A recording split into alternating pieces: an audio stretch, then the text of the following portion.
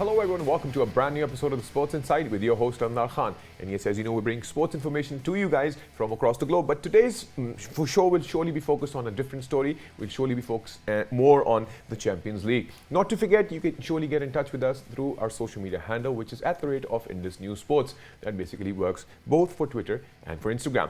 But anyways, as discussed, this show is purely focused on Champions League. We'll be talking more about the semi-finals, the first leg, the second leg, and how, at the current scenario, it's Chelsea that actually trounced Real Madrid 2-0 the last time, and they have now reached the finals and they will be facing Manchester City.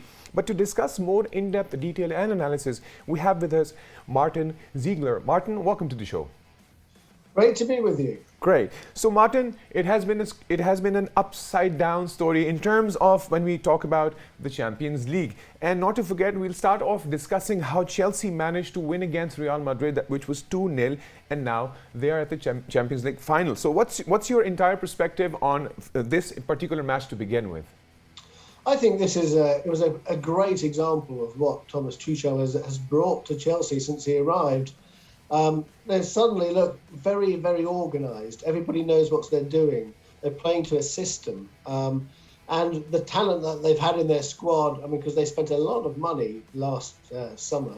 So the talent that they've had in their squad is now gelling together. They know what they're doing. And actually, Real Madrid had no answer. Chelsea steamrolled them. They were in control for the whole match. It was actually incredible how poorly Real Madrid played. There was an amazing statistic that they hadn't had a shot on target since the 18th minute of the first leg. It was incredible. But if we talk about Real Madrid, a lot of people that I was discussing and having a word with, because when we talk about the first leg, Chelsea and Real Madrid were 1-1. So everybody was pretty much in still doubt that, they would surely, a lot of people were actually vouching that, we're looking forward for Real Madrid to take that lead, because it was a lot of pressure. There was a lot of pressure on Chelsea to get to the score line. But when we talk about 2-0, and specifically the 85th minute goal, I think now Chelsea is absolutely in that format, in that form, that it would be surely an interesting final that we're going to see. Yeah, because actually the one club that has shown themselves to perhaps have the beating of Manchester City in recent weeks is Chelsea, because they beat them in the FA Cup in English football. And they've only lost one match since Tuchel's taken over. That was a sort of bit of a strange one against West Bromwich Albion. But generally, they've been really strong, as I said, really organised. They know what they're doing. And there's signs that even Timo Werner, who's had a really sort of disappointing season, looks like he's got some confidence. Havertz is, again, who didn't have a great start. He's now looking like he's really influential. Kante's played excellently. You mentioned that 85th minute goal. He sort of made that, didn't he? He won the ball just outside the Real Madrid area, and then it was from there that Pulisic was able to pass it across, and Mason Mount scored, fairly easily. That was all down to Kante. So things are looking really good for them. I think they can go into Manchester City, the final against Manchester City, with some confidence, really. Absolutely. And if we look back into Tuchel's history, if we look back into the time, we talk about December last year, if you remember, when he was actually, he had to let go of PSG, if come to think of that. And I think that was the particular time when Frank Lampard left Chelsea. And I think all of these magical spells just came into play of letting Tuchel get there to take charge of Chelsea. Because right now, I think one of the most organized teams out of the blue, because before that things were very, very difficult for Chelsea. The club was very upset, but I think things have actually fallen into place for them. Yeah, basically Chelsea couldn't defend when Frank Lampard was there. I don't know if that was to do with the defence coach he had working for him, or that the players didn't quite switched on. But things have changed completely. Now they're defending really well. I'll tell you one thing. I'm sure Manchester City would have preferred to play Real Madrid in the final and not Chelsea, because I think they know they're going to be in for a much tougher test. Right. And if we look back into Chelsea, Chelsea have won against Manchester City, if I'm not wrong. Yeah, so they beat them in the FA Cup. So that's the only competition now that Manchester City can't win. They've already won the Carabao Cup, that they're almost certain to win the Premier League, and they've got the Champions League as well. So it's only the FA Cup, where Chelsea are in the final against Leicester City, that there's an issue. Interesting. So, okay, we've talked about them for now. Where do you think Real Madrid actually went wrong? Because they surely were a strong candidate to get to, at least the semi-finals. Because if we talk about the first leg, it was a tough call, but yet again, Chelsea obviously proved themselves to be more on the stronger side. So, was there any lack of maybe some individual, or it was meant to happen, to be precise? Do you know what? I think this is the start of a sort of a reflection of what's happening more widely in European football, which is that actually Barcelona, Real Madrid, Juventus, they're losing their power somewhat. And I think they're very worried about the English clubs, and because the money in the Premier League is still very big, the money they get from sponsors is very high. I think there's lots of concerns they're going to be falling behind the English clubs. And I think that's reflected by the fact that actually Chelsea dominated both those legs against Real Madrid. This is Real Madrid, who year after year were either winning the Champions League or right up there in the days of Cristiano. Things have changed a lot. It's not the same, but that's a big problem for the Spanish. Barcelona, they're still relying on Messi a lot. Right. Without him, again, they're not looking good. So I just think there's a bit of a shift in power, and that's what we're seeing here. Right. If we talk about shift of power, if we look back into Liverpool's performance, if we look into them, they have actually come up to a point of shocking everybody. So what's your take on their situation right now? Liverpool, they never recovered from that blow of losing Virgil van Dijk. Right. He was so integral to their whole system that they really, really struggled. It's strange that one player should have such a big impact, but it has for them. And they still, they've got some great attacking players, and they play a good system. Right. But I think firstly, I think some teams have got used to their style. Right. And they can bring in their own systems to combat it more than they've been able to in the past. And secondly, they're much more vulnerable to people attacking them because they haven't got Van Dijk, or haven't had this almost all of this season. So that's been an issue there. Absolutely.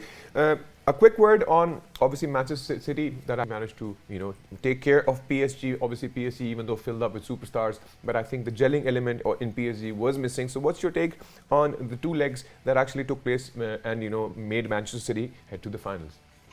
I mean, it was just about a perfect performance this week against PSG, the second leg. I mean, Manchester City were just mesmerising to watch.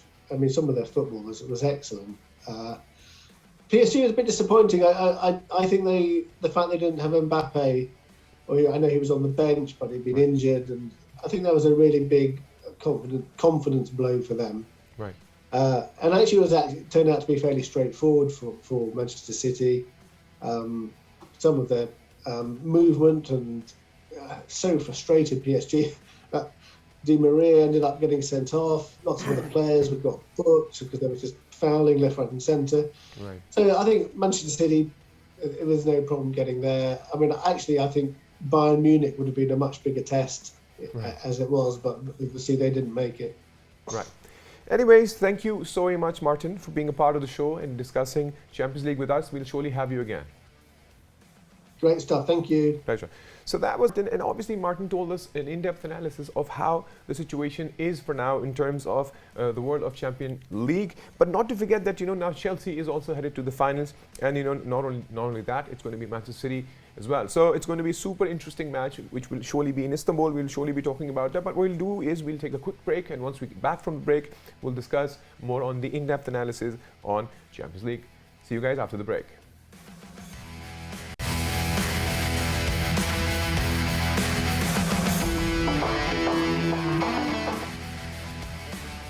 And welcome back from the break. And yes, before the break, we actually were discussing the Champions League semi-finals, how they actually went into, and obviously managing to, Manchester City managed to get there. And not only that, Chelsea managed to get there. So we'll surely be discussing and continuing discussing this, because this program today is more focused on the Champions League itself. The final, it will be played on the 30th of May 2021. And to discuss this, we have with us Patrick Kendrick. Patrick, welcome to the show.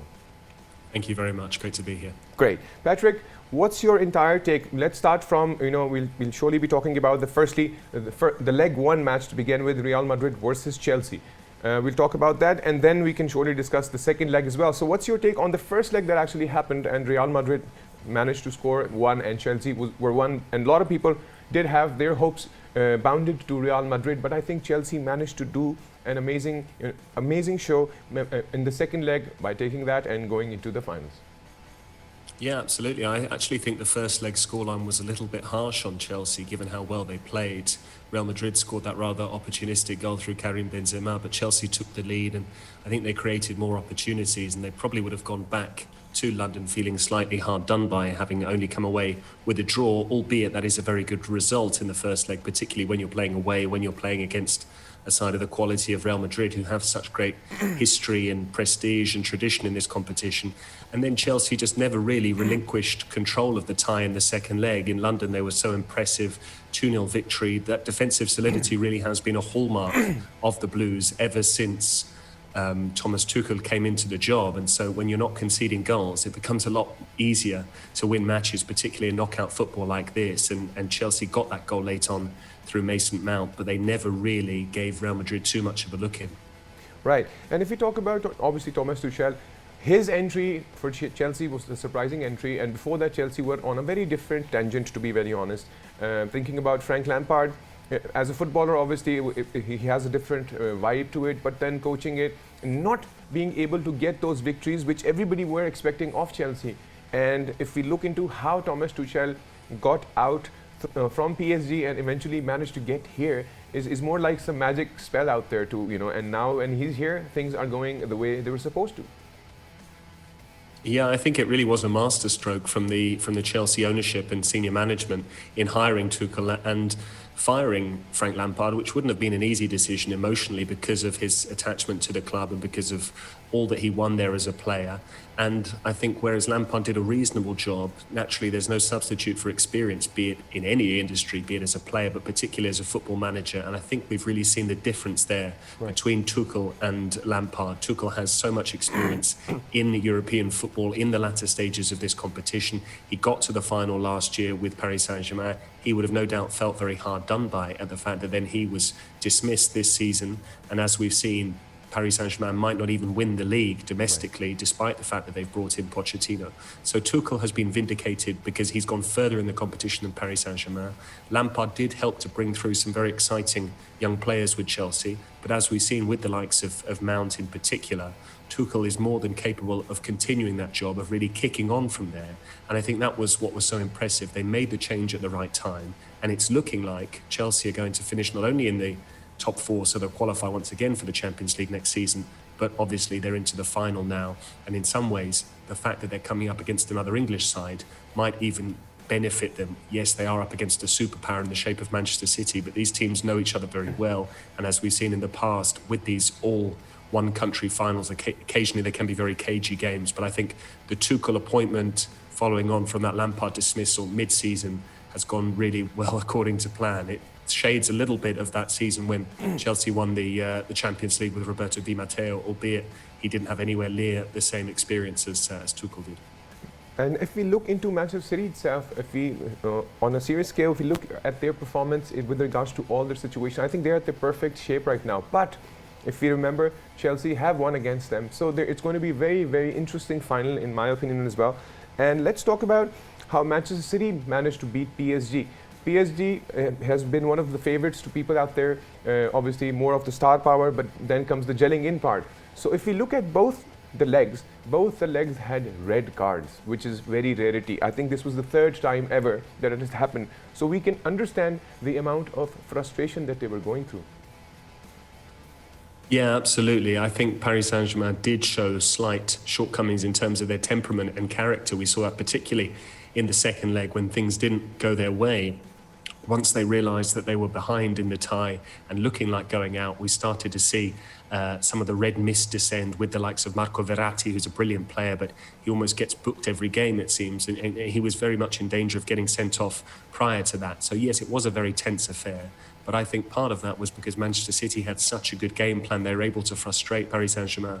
And the real big difference for this year for Manchester City, and the reason why they finally made the Champions League final and Pep Guardiola is back there 10 years later, is because they've tightened up the defence. The signing of Ruben Dias has been absolutely inspired. He's made them a lot more solid.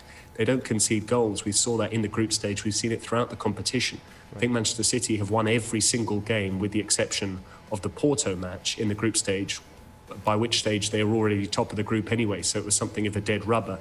Right. And I think that Paris Saint-Germain have this great pressure on them to go and win the Champions League. They came so close last year by making the final. And I think that pressure is just going to intensify more and more until they can finally get over the line. But this was the perfect storm in some ways, because we had two teams that have been obsessed with winning the Champions League, two big investment projects, two state-backed projects. Right. And we noticed that the difference really came in coaching continuity, I think.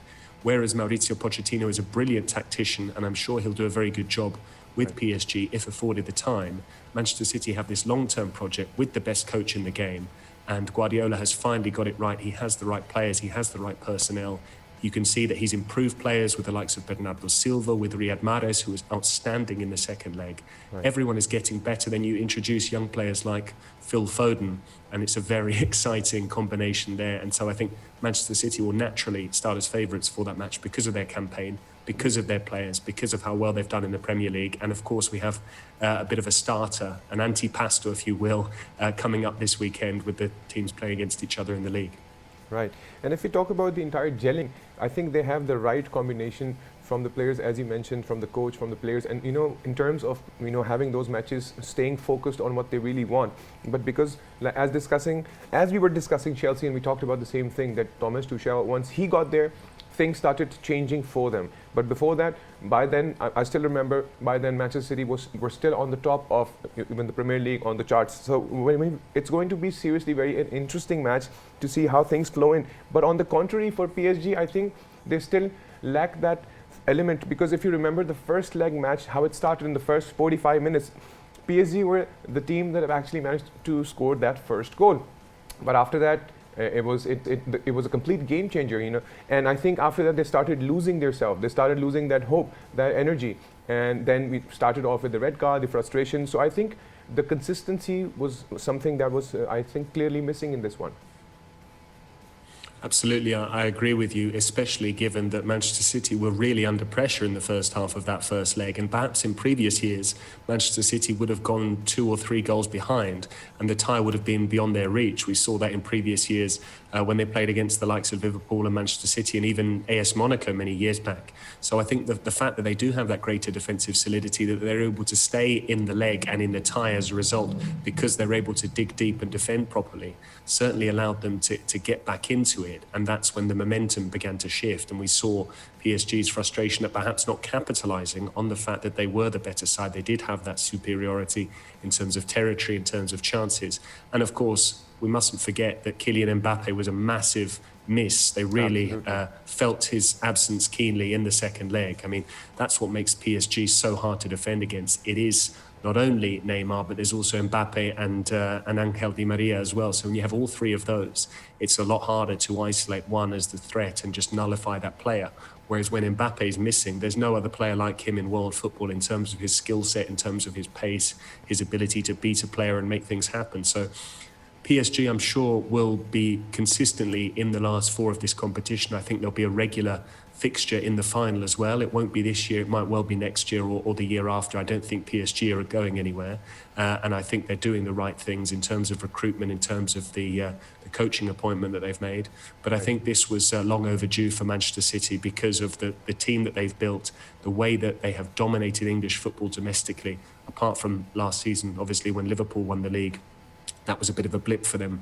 But Guardiola has consistently produced a team that is winning trophies, League Cup every year, almost the Premier League every year. They are consistently there, winning matches, They play outstanding football, they score a lot of goals, and now they've stopped conceding so many as well, and it makes them very dangerous and very hard to stop. Absolutely. And one more thing, 2020 has been seriously upsetting. If we look back into the upsetting side, jumping into 2021, you just talked about Liverpool, and this is something that, seeing them not being able to get there. Obviously, talking about Van Dijk to begin with, I think that was the first blow to them, and slowly and gradually now they are not gelled into the point. And I think if you want to say something with regards to their performance, because I think one of the favorites, Liverpool have always been one of the favorites. So what's your take on that? Yeah, I think everyone is surprised because naturally, having won the Premier League finally last year, and that coming on the back of them doing so well in Europe, I think, and winning the Champions League, I think everyone was surprised to see Liverpool have this blip. But it just shows the importance of Van Dijk. Very rarely in the Premier League have we seen someone have such a big impact where they've really been a game changer on their own. But Liverpool, with that signing of Van Dijk from Southampton, did exactly that. They had a defensive leader, they had a very good ball-playing centre-back. And without him, they are a different team, and we've had to see other players occasionally adapt. They've had a defensive crisis. Occasionally, they've played Jordan Henderson as a centre-back. So I think Liverpool, when they have everyone fit and available, provided they can get everyone back fit, and we'll see how Van Dijk is able to do once he comes back, because it's never easy after a cruciate ligament injury like the one that he has sustained. Right. But I think Jurgen Klopp, they still have one of the best coaches around. They have wonderful talent with the likes of Mane and Salah. There's so much going for Liverpool as a team, and I think they have also certainly suffered from the fact that there have been no fans at the stadium. We saw that with that bizarre sequence they had at Anfield, where previously they'd had that unbelievable home record. And occasionally it can become a cliche, but there's certainly some truth in it. The atmosphere at Anfield is second to none. The fans really drive them on. And I think Liverpool, more than any of the other top sides, certainly missed that support from their diehard fans. And that's probably, so there's a combination of factors really between the Van Dijk injury, they've not really had continuity in terms of selection, and then they quickly fell off the pace. When you put all of that together, I think it's a slight blip, and it can happen. Having had that amazing season last year, then being made to wait psychologically, it's very difficult because they were so close to finally winning the Premier League.